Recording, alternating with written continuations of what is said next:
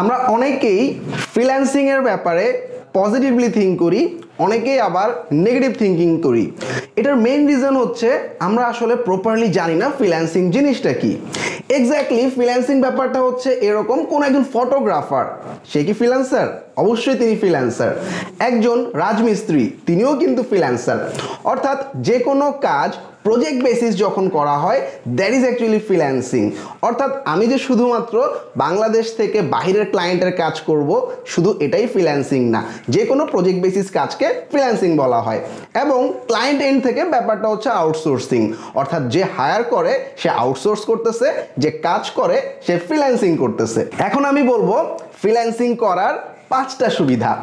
Flexible schedule, 2 হচ্ছে higher income potential, 3 number work from anywhere, 4 number variety of projects and 5 number to pick your holidays. প্রথমেই আমাদের flexible schedule, অর্থাৎ আমরা যখন freelancing করি আমি আমার শিডিউল অনুযায়ী ক্লায়েন্টকে সময় দিব। আমার যখন অনেক প্রজেক্ট হয়ে যাবে আমি ক্লায়েন্টকে না করে দিব, আমার যখন প্রজেক্ট কম থাকবে অনেক প্রজেক্ট নিব। ইভেন অনেক ফ্রিল্যান্সার দেখা যায় 6 মাস আসলে কাজ করতেছে, 6 মাস দেশের বাইরে ঘুরতেছে। সো আমি আমার শিডিউলটা আমার সময় মতো আমি কাজগুলো করতে পারতেছি।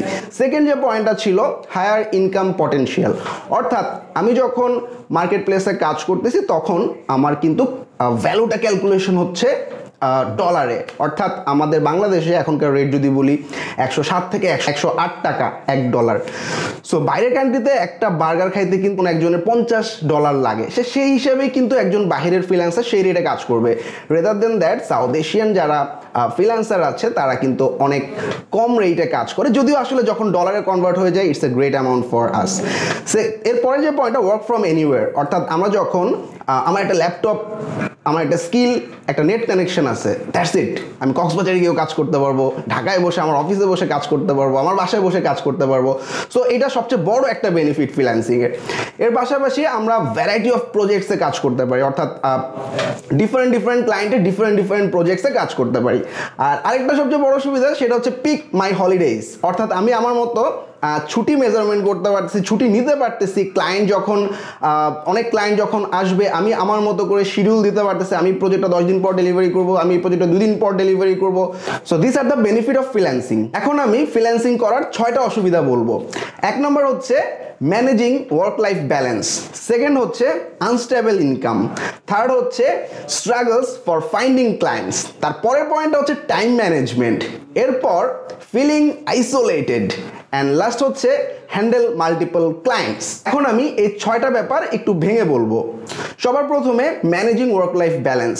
আমি যখন বিভিন্ন ক্লায়েন্টের কাজ করি আমার পার্সোনালি দেখা যায় আমার বিভিন্ন দাওয়াত বা বিভিন্ন প্রোগ্রামে যাওয়া হয় না, এরপর আমি বাজার করতে যাইতে পারি না, আমার আম্মুর অনেক বকা খাই এটার জন্য। এরপরের যে পয়েন্ট সেটা হচ্ছে আনস্টেবল ইনকাম, অর্থাৎ ফ্রিল্যান্সারদের আর্নিং আমরা সবাই জানি সবসময় সমান যায় না। অর্থাৎ কোনো মাসে এমন আর্নিং হয় যেটাতে আমি 6 মাস বা 1 বছর চলতে পারি, আবার কোনো মাসে হয়তোবা 2 মাস 3 মাস আমার কোনো আর্নিং নাও থাকতে পারে। সো এটা একটা কমন একটা প্রবলেম। এবং এরপরে যে পয়েন্টটা struggle for finding clients, market প্লেসে যে কোনো সময় আমাদের অ্যাকাউন্টটা ডাউন হতে পারে, ফাইবার বা অন্যান্য মার্কেট প্লেসের ক্ষেত্রে গিগ ডাউন হতে পারে, অ্যাকাউন্ট ব্যান হতে পারে, সেক্ষেত্রে আমার ক্লায়েন্ট ফাইন্ডিং খুব প্রবলেমের একটা ব্যাপার। অর্থাৎ কন্টিনিউয়াসলি সবসময় আসলে এনাফ পরিমাণ ক্লায়েন্ট নাও পাওয়া যেতে পারে। এরপরের যে পয়েন্ট সেটা হচ্ছে টাইম ম্যানেজমেন্ট, অর্থাৎ আমার যখন কাজ থাকবে তখন কিন্তু আমি অন্যান্য ফ্রেন্ডকে সময় দেওয়া বা অন্যান্য কাজগুলো করা খুবই টাফ হয়ে যায়, এবং যখন আসলে অ্যাট এ টাইম অনেকগুলো প্রজেক্ট রানিং থাকে তখন আসলে সময় ম্যানেজমেন্ট রিয়েলি টাফ। এর পরের পয়েন্টটা হচ্ছে আইসোলেটেড, ফিলিং আইসোলেটেড, অর্থাৎ আমার ক্ষেত্রে এটা হয় অনেক সময় দেখা যায় আমি আমার ফ্রেন্ড সার্কেল বা সবার থেকে একদমই আইসোলেটেড হয়ে কাজ করতে হচ্ছে। সো এটা ম্যাক্সিমাম সমস্ত ফ্রিল্যান্সারের ক্ষেত্রেই হয়, যখন একটা অ্যাকাউন্ট এনাফ পরিমাণ গ্রো করে, এনাফ পরিমাণ ক্লায়েন্ট থাকে, তখন এই আইসোলেশনের ব্যাপারটা আস্তে আস্তে চলে আসে। তখন যদি টিম রেডি না করা হয় বা সলোপ্রেনার থেকে অন্টারপ্রেনারে না যাওয়া যায় তখন কিন্তু খুব টাফ আমাদের এই আইসোলেশন থেকে বের হওয়ার জন্য।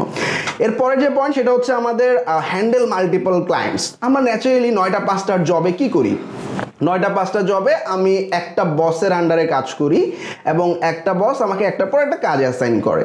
সো ফ্রিল্যান্সিং মার্কেট প্লেসে যখন অনেকগুলো প্রজেক্টস রানিং থাকবে তখন কিন্তু আমাদের অনেকগুলো ক্লায়েন্টকে একসাথে হ্যান্ডেল করতে হবে এবং প্রত্যেকটা ক্লায়েন্টই আমার এক একজন বস। সুতরাং সবচেয়ে বড় যে সমস্যা, অনেকগুলো ক্লায়েন্ট যখন অ্যাট এ টাইম আমাকে নক করা শুরু করে, অ্যাট এ টাইম আমার কাজের ডেলিভারি সময় চলে আসে। সো এটা রিয়েলি ম্যানেজ করা টাফ এবং এক একজন ক্লায়েন্টের নেচার এক এক রকম থাকে। অনেক ক্লায়েন্ট খুব বেশি বুঝে, অনেক ক্লায়েন্ট কিছুই বুঝে না, অনেক ক্লায়েন্ট কিছু কিছু বুঝে। সো ফার্স্ট এবং সেকেন্ড দুইটাই খারাপ। যে ক্লায়েন্ট অনেক বেশি বুঝে তাকে হ্যান্ডেল করা রিয়েলি টাফ, আর যে ক্লায়েন্ট কিছুই বুঝে না তাকে রিয়েলি বুঝানো অনেক টাফ। কিন্তু যে আসলে মোটামুটি বুঝে তাকে হ্যান্ডেল করা আমার ক্ষেত্রে মনে হয়েছে যে মোটামুটি kind of easy. So I think যারাই এই ফ্রিল্যান্সিং ক্যারিয়ারে আসতে চায় তাদের এই প্রস অ্যান্ড কনসগুলো জেনেই মার্কেট প্লেসে আসা উচিত। আমরা এখন আসলে অনেক টিভি চ্যানেল বা ইউটিউবের ক্লিকবেইট কিছু থাম্বনেল দেখে আমরা আসলে মনে করি ফ্রিল্যান্সিং করাটা অনেক ইজি বা ফ্রিল্যান্সিং করলে আমার জন্য অনেক বেনিফিট হবে। সো ব্যাপারটা আসলে দুইটারই, প্রত্যেকটা জিনিসেরই আসলে পজিটিভ নেগেটিভ পার্ট থাকে। সো ফ্রিল্যান্সিংয়ের পজিটিভ এবং নেগেটিভ পার্ট আমি যেটা ফেস করছি লাস্ট 10 ইয়ার্সে সেই জিনিসটা আমি তুলে ধরার চেষ্টা করছি। Thank you everyone.